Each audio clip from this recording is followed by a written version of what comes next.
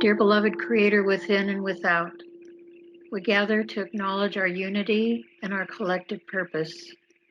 We know from deep within that it is up to each of us to hold a moral and ethical line when seeing it crossed. We ask for your protection, Creator, from all hostility and roadblocks that our humankind can live in the abundance and compassionate world you created. So now we are putting on the armor of God, for we know it is up to us. It is you, it is me, it is us. We are the ones who are taking this on and together because it is our calling to put a halt, a full stop, and then a correction to the harm that is coming at us, and especially at our children. They are the innocent ones. As their protectors, we can no longer be naive, passive, or uninformed. And so we gather our spirits in your name, Creator of all that is. Let it be so. So it is. Thank you, Charlie. Pleasure. Hello, my name's Ron Vroman. I'm the old white man talking head for the Oregon Statewide Jural Assembly. I'm going to read this because I don't want to leave parts out or stumble over words. This is important, and it's individually important to each of you that may have been wronged. And I think we can, okay, how to finance the return to a de jure United States government. How do we fix it? We need to restore laws defined by the Declaration of Independence, comma, the Confederation and Perpetual Union's apostrophe articles, one of which is the United States of America's apostrophe S Constitution circa 1859 through 1860, including the 13 lawful amendments, the last ratified in 1819, 33 states and commonwealths among the several states, statutes at large, and treaties. That is the first law of the land. All constitutions of the 33 members of the Confederation and Perpetual Unions, the United States of America, when coupled with Oregon's Constitution circa 1859, and the others have to figure out their stuff. The SAL of 1858 was written after Grant and Lee signed an armistice. At that moment, the fix was in on Oregon. They backdated the SAL of 1858. It contains fraud upon the people. The evidence is still in the preponderance of evidence that Amendment 13 and TONA is legitimate. Sorry about the dogs.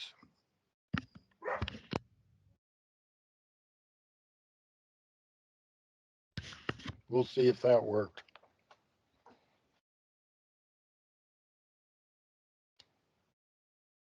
Okay, the evidence is in a preponderance on the legitimacy of 13 TONA. That's true. Oregon's apostrophe S history books, 2 written by Matthew Didi, were published after the Grant and Lee armistice. They scrubbed 13 TONA, and we do not know what else they did. Their de facto state of Oregon, aka State of Oregon, all caps, apostrophe S, Secretary of State, apostrophe S, office, and the state archives through 4 or 5 of the last different oath taken secretaries and of both parties. They have refused to provide proof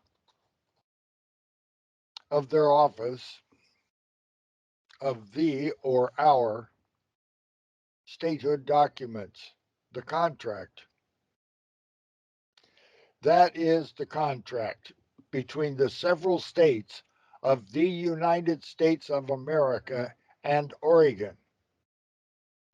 Oregon is the last state with original jurisdiction. That was 1859. South Carolina seceded in 1860. No more original jurisdiction in their de facto governance. It is all color of law from then on. I claim they know this and they do it knowingly and intentionally. This has been perpetuated by all of those elected to the United States of Washington District of Columbia, a foreign state to Oregon, the current iteration of DC, and all of those preceding are/were 14th Amendment citizens of the U.S. A color of law fiction, as there is a preponderance of evidence against the 14th ratification and no evidence that it was ever an amendment, therefore enacted to the fraud. Therefore elected to the fraud. Therefore they know there is no original jurisdiction present. That is misprision of felony. They know it and don't do anything about it. And that morphs into accessory after the fact to a felony of treason, which morphs into misprision of treason federally. All of those of, for, by, in, with the current United States of Washington District of Columbia. This is to be corrected this year, 2023. See you on Philadelphia. I'm seeking August and will be done and home for harvest. The entire Oregon de facto incorporated governance is on the cusp. Either they take a proper oath to a proper de jure Oregon Constitution pre 1910, or they morph into treason. They've already gone through the other steps with incontrovertible evidence. This will be taken to a lawful and a legal grand jury for presentments and true bills.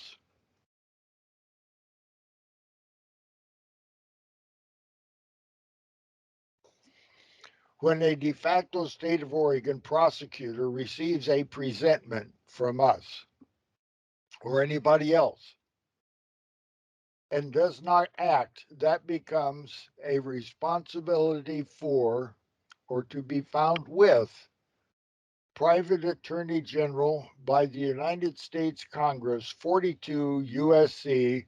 1988. I'll say it again. 42 U.S.C. 1988 and 18 U.S.C. 1510 and 18 U.S.C. 1512.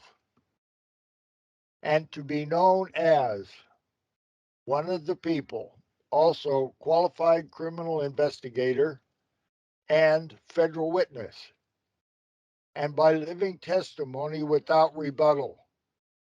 Their charge is RICO and class action. Convert the illegal into illegitimate, and then return the illegitimate de facto to a legitimate de jure, original jurisdiction. Undo the fraud. Fix it. I claim that each state, commonwealth, or territory is similar and was flipped from de jure to de facto. The flip date, don't know. And was it exacerbated by multiple flips? Like Ohio has 3 constitutions and Texas, I don't know, has 4. What's real?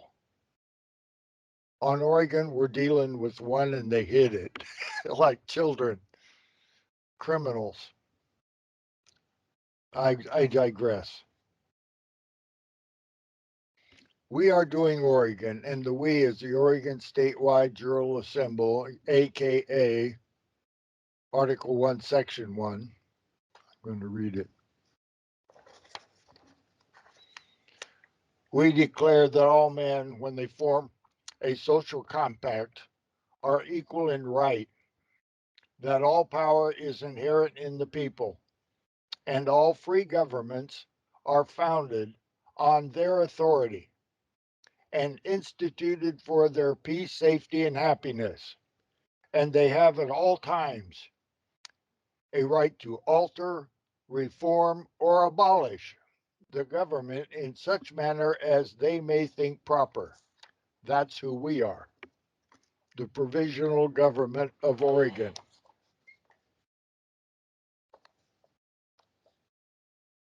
Acquiesced to and defaulted by all of them. Criminals. We're fixing it. Okay. We're doing Oregon. Now I'm going to read full faith and credit, and you have to kind of look that up in the Constitution if you don't know what it means, or suffer through my adaptation. Uh, Anything we have in Oregon is yours on any other state, commonwealth, or territory. And anything you have is ours for our peace, safety, and happiness, for our betterment. Full faith and credit.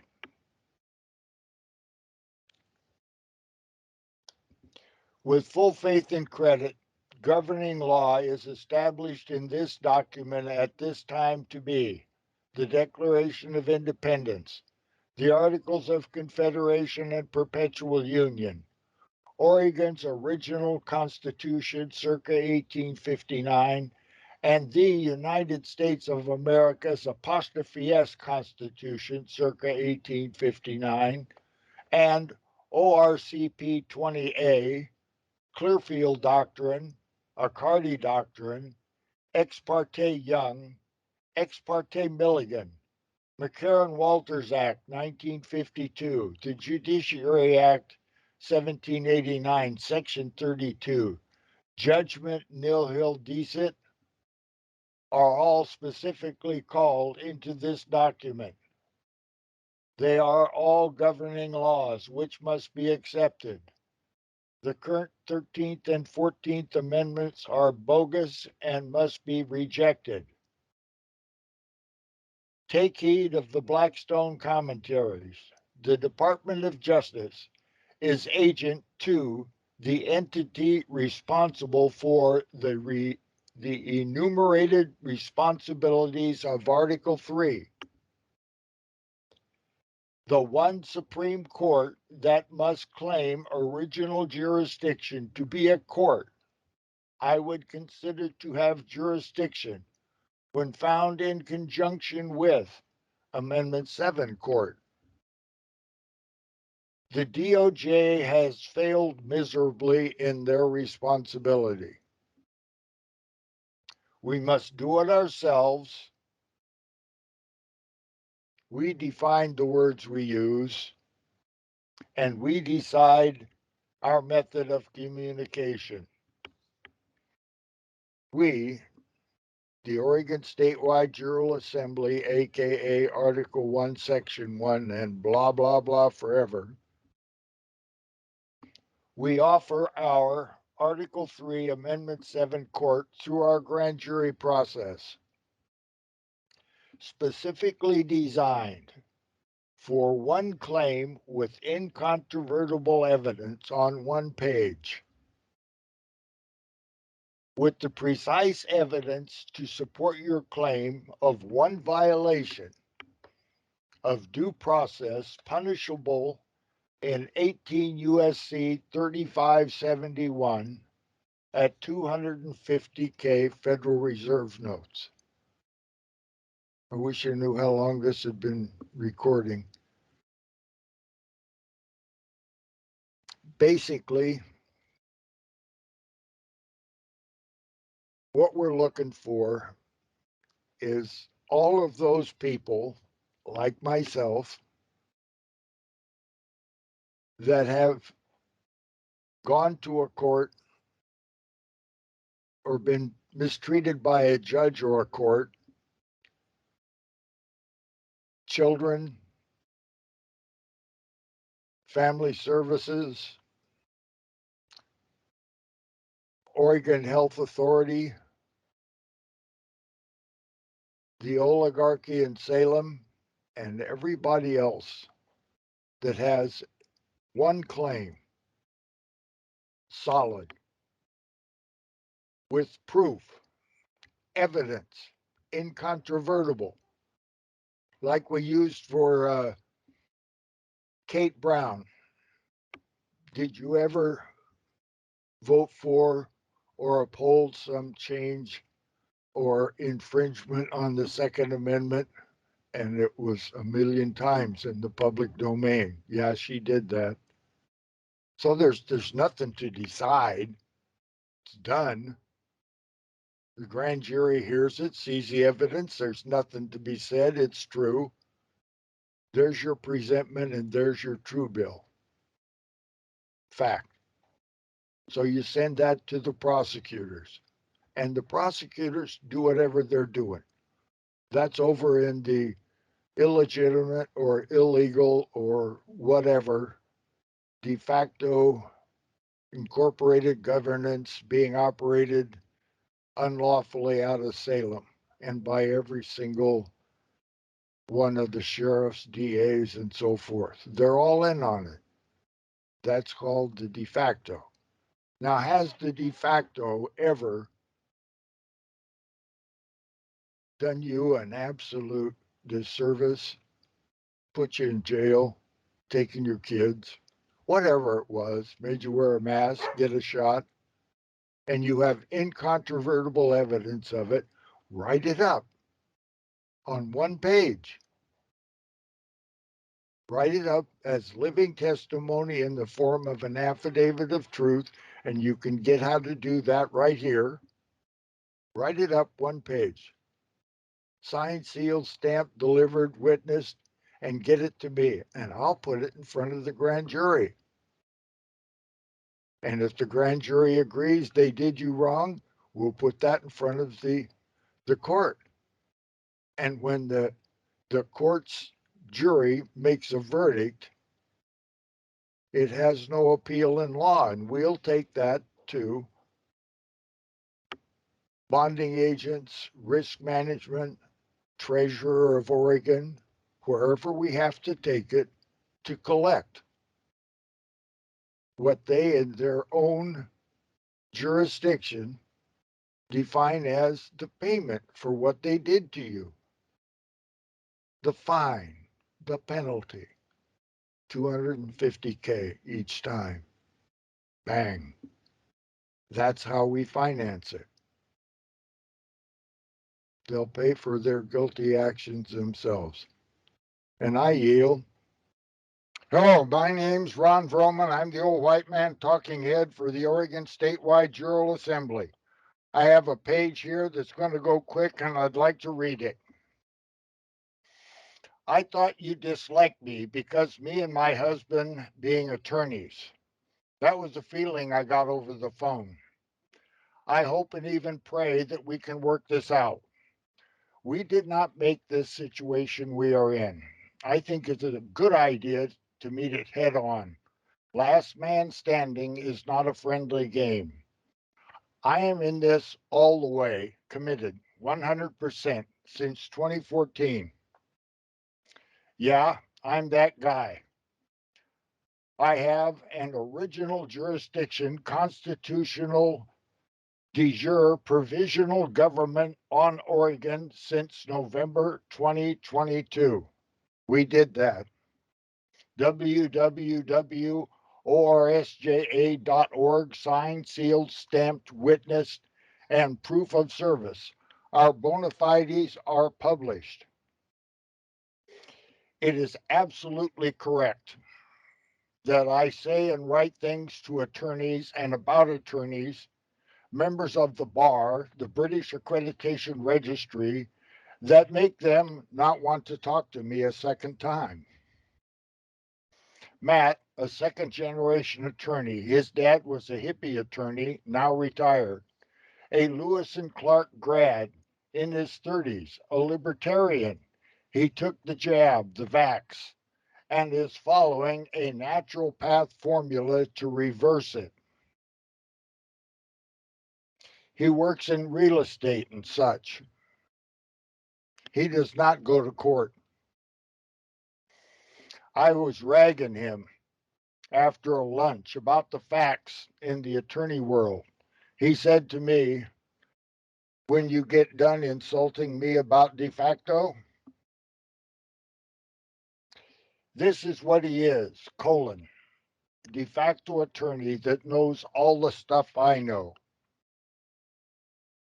He agrees with almost every conclusion,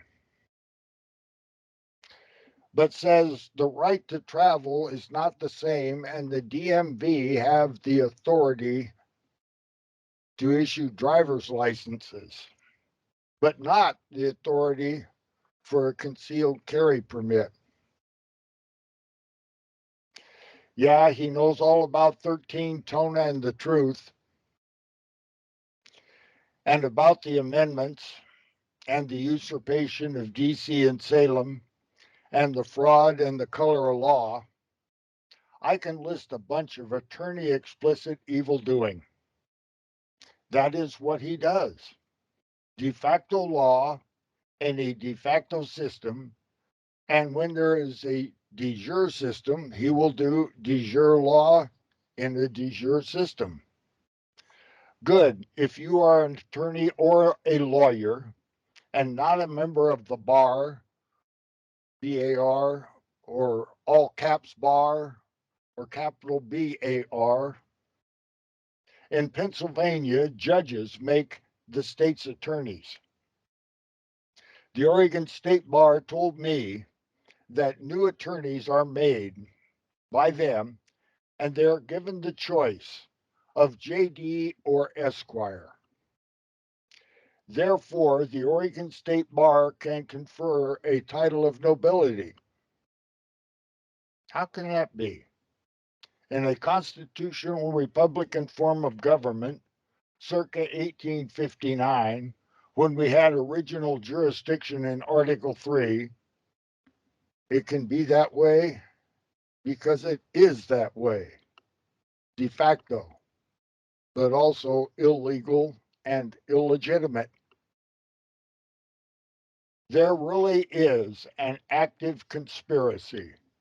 The industrial, military, judicial, legislative, executive, banker, bar, royalist, Nazi, communist, Muslim, Catholic, Khazarian, UN conspiracy complex, minus the Georgia Guidestones now, except on Oregon. That is some of what I know about attorney's oath. Members of a law firm with the 12 presumptions. We made a video on the 12 presumptions. I hope William can find it and put the note up. So if anybody wants to look at it, they can get that information from our website. Now I lost my place. They substitute the current 13th Amendment and are systematically removing all evidence from view of the existence of the 13th Amendment that was ratified in 1819. Congress declared the Bar Association to be communists. Attorneys wrote the attorneys' treaties of 1946 and 47. You can look it up. Just duck, duck, go it. Foreign Agents Registration Act, FARA. That applies to all bar attorneys. Gandhi was a bar attorney and a pedophile. We are constitutionally guaranteed unfettered right to counsel. All judges are bar attorneys with an attorney's oath to the bar. They are all members of the same club and with the same 12 presumptions. Attorneys never challenge a judge's jurisdiction or require bona fides. All Bar Association members come with fetters. They are not unfettered counsel. The active conspiracy has become malevolent. Let's suppose we have a posterity. The reality of the jab will become known by 2025. Some judge the population of 350 million will be reduced to 95 million men and women capable of self-determination. It seems we will have a huge population of injured and dependent people. We really need to return to a constitutional Republican form of government. Now would be good. Have you any rebuttal to our claim? You can call me at 503-641-8375, Ron Vroman, 38 at gmail.com, or www.orsja.org. And I yield. They do not want to let go of this. They do not intend on losing here. And we do not intend giving it back to them. And then the bullets started flying. Then he jumps out of the car. And he's got both his hands up. And he got out of the car, and he had his hands in the air. He's like, just shoot me then. This is what you want, to shoot me. And they did. They shot him dead. With his hands in the air, and I saw it. I swear to God. He was just walking with his hands in the air. And they shot him. And they shot him dead, and then after he was down on the ground, they shot him 3 more times.